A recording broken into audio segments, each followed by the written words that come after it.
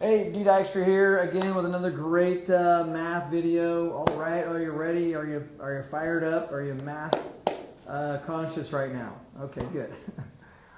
We are integrating an exponential function to another base.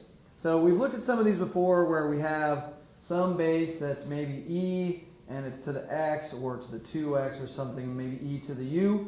And we've looked at how to take the derivative of those, and we've looked at how to integrate them.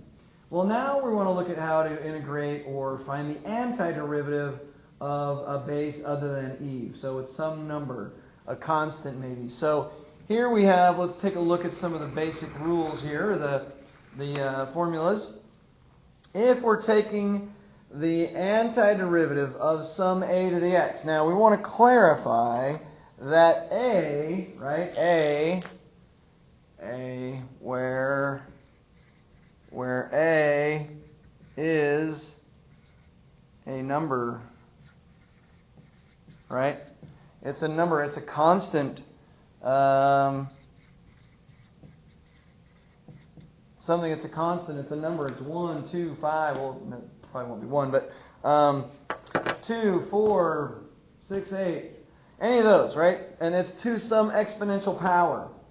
And so the antiderivative of that is just 1 over ln a times a to the x, right, plus c. It's an indefinite integral, so we have to make sure we add the plus c, which we will do.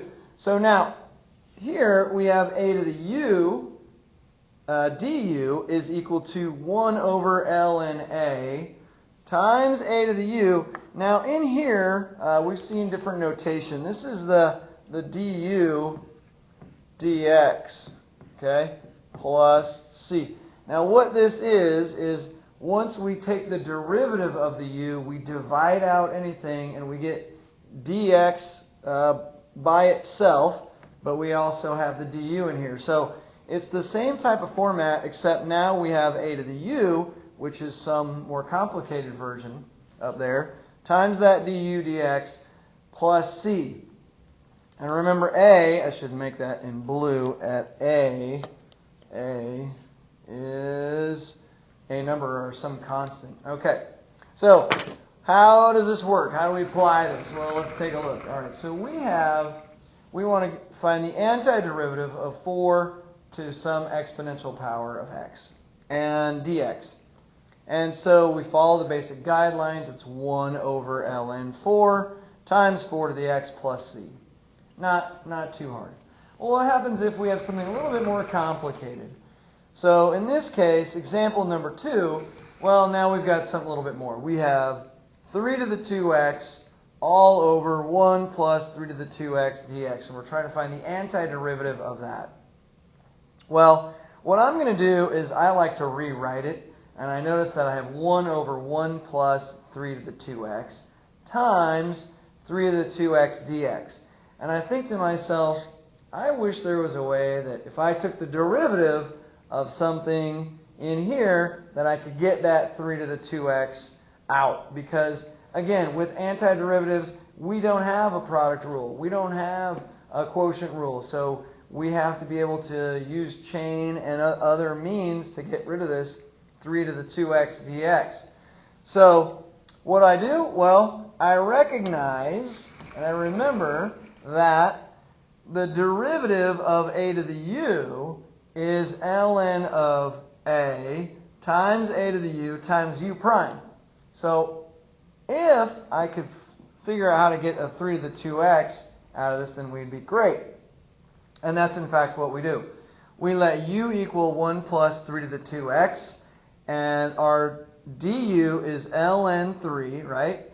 Because there's our ln a, ln 3, times 3 to the 2x, the a to the u, times u prime, which is the derivative of 2x, which is 2. Now I can bring this 2 times dx, bring this 2 out front, and we get 2 ln 3 times 3 to the 2x dx.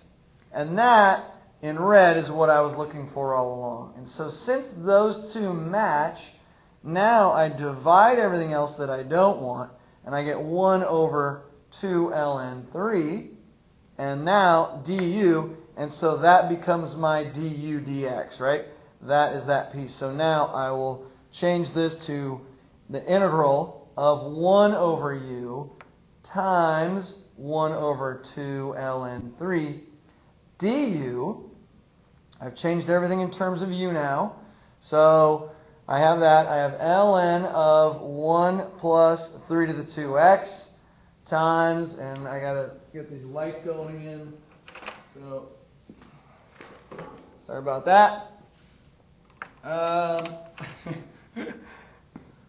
Technology is awesome, right? You're doing a video and then all of a sudden, bam, lights go out. Well, that's just the way it goes. Okay, so we have 1 over u times 1 over 2 ln 3 du. Now what I'm going to do is I'm going to, the antiderivative, if you recall, of 1 over u is ln of u. So I get ln of 1 plus 3 to the 2x divided by 2 ln 3 because it was multiplied by 1 over, so I'll just put it in the denominator, and plus c. All right? So now, well, that's great. Well, what happens if we have to define the integral or evaluate for a definite integral? Well, let's see. It says evaluate the definite integral. So now all of a sudden we've got from 0 to 1, 5 to the x minus 3 to the x dx. So what I'll do is I'll integrate each one. Now because they're being separated by a minus sign, I can do each integration separately. And so we get the integral of 5 to the x is 1 over ln 5 times 5 to the x minus 1 over ln 3, the base of 3 again here, times 3 to the x.